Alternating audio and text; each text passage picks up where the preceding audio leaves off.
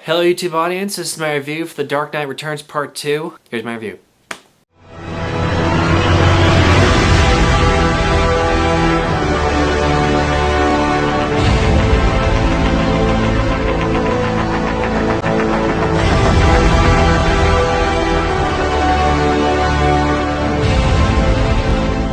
I'm going to be doing these reviews now a little differently. I'm not going to be fucking around with the whole, break it down into different categories. Just going to review it all at once, and then I'll give you my final review at the end. I am going to be giving some massive spoilers for this review, so if you don't want to see it, just click the bottom link. I'll skip ahead to the parts where you need to hear about that won't reveal much, and I'll give you my final review at the end. So if you want to do that, do it now, because I'm going to be doing it in a couple seconds.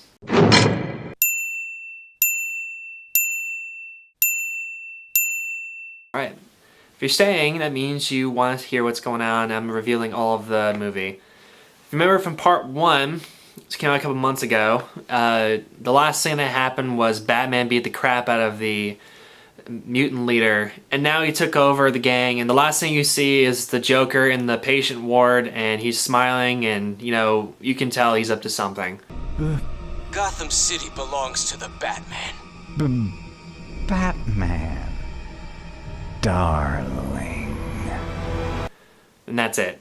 With part 2, it starts off where mainly half the movie is about the Joker and half of it isn't.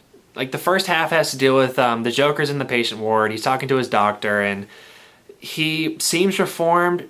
He still seems a little evil, but, it's a little bit in the movie where you can tell, like, oh yeah, like, he seems better now, he doesn't seem as evil.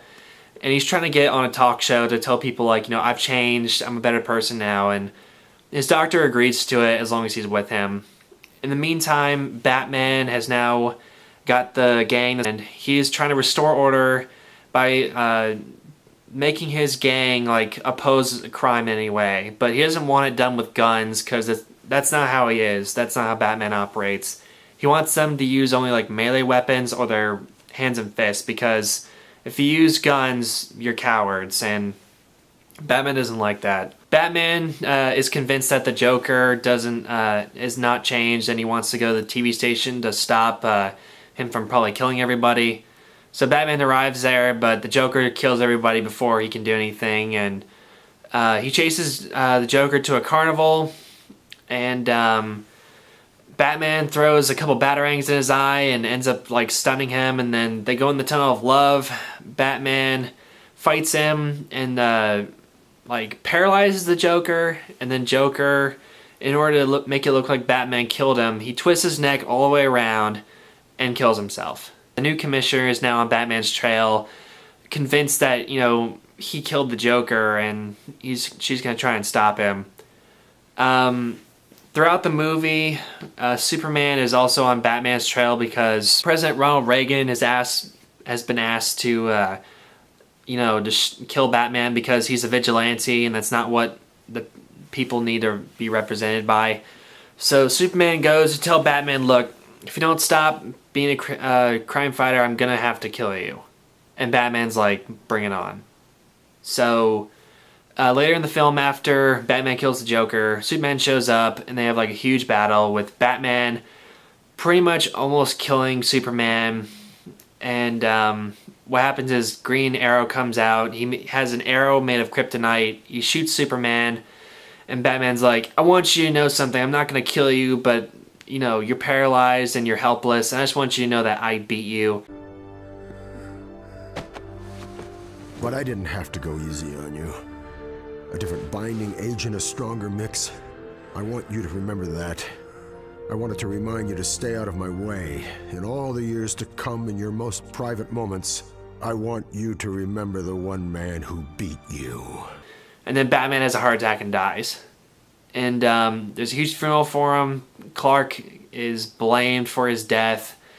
Everyone is pissed off, whoever knew him, and then he hears Batman's heartbeat underneath the grave, and it's revealed that he's still alive, and he's underground, and now training the sons of Batman, everything he knows, so that way he can make an army of Batman and save Gotham and the world.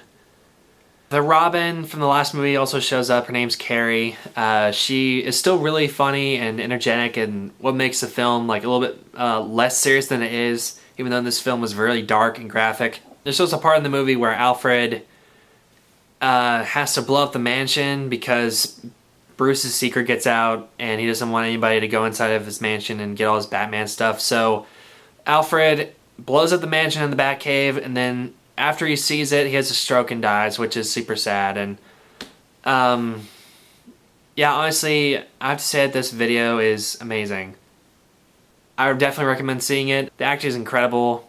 Even though I don't know why they couldn't just use the Batman from Batman the Animated Series, because if you remember from Batman Beyond, Bruce Wayne is pretty much like in his 70s or 80s, and he was old and they was still the same guy. So I don't know why they couldn't just use the same guy for this movie. Surprised to see me? A little. I'm more surprised that I lived so long. Batman, Bruce Wayne. Bruce Wayne, Batman. Or have you met? Not now! Also, it's not the same Joker because it's not Mark Hamill. It's a different person. I think it's the same Superman, but I'm not entirely sure because I didn't really watch that much Superman cartoons. Other than that, the cast is great. The person who plays Robin is excellent. The person who plays Alfred is excellent. Even though Jim Gordon's not very much in this film, he does a good job too. The music's incredible. I really love everything about the Batman music in the movies. They really set a dark tone and make it worthwhile to watch. I'm kind of hoping they'll do their Dark Knight Strikes Again as a video, which would be really interesting to see, because it's like the events after the Dark Knight Returns. I think the next one they're doing though is Flashpoint. It has something to do with Flash. I'm not really familiar with the story, but I think it's where an alternate universe is and Batman's not Batman, Superman is different, and Wonder Woman's like a dictator, and Aquaman is also fighting a war with Wonder Woman, and I'm not entirely sure the whole story, but I think that's what it is. For my final verdict, I have to give this film like 5 out of 5 for straight to DVD means, because this is like one of my favorite Batman movies besides Masks of Phantasm, Return of the Joker, Under the Red Hood, and Dark Knight Returns Part 1. These are my top 5 Batman animated films. I would definitely recommend seeing all of them, especially Part 2 for Dark Knight Returns. Very, very good. If you read the comic, you'll definitely see some references to it throughout, and it is something you do not want to miss. Thanks for watching.